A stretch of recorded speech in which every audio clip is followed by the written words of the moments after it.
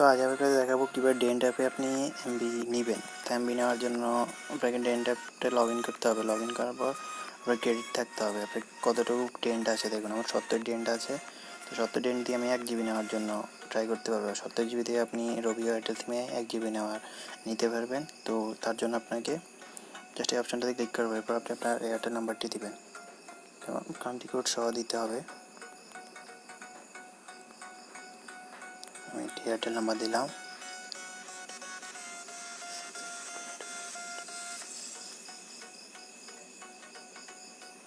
তো ঠিক এরকম আসবে। তো 60 ডেন্টে 1 জিবি আপনি জাস্ট 60 ডেন্টে 1 জিবি এটা আপনি কিনতে পারবেন। আপনি জাস্ট এখানে ক্লিক করেন, ওকে।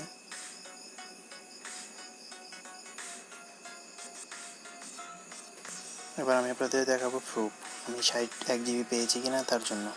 তো দেখুন সাথে সাথে আমার যে সিমটা 1 জিবি কিনেছি সেই সিমে 1 জিবি চলে আসছে। তো দেখুন সেটাই এখন দেখাচ্ছি।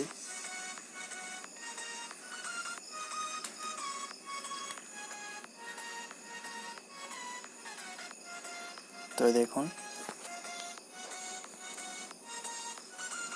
আমি আমার যে সিমে 1 জিবি পেয়েছি এখন কয়টা বাজে দেখুন,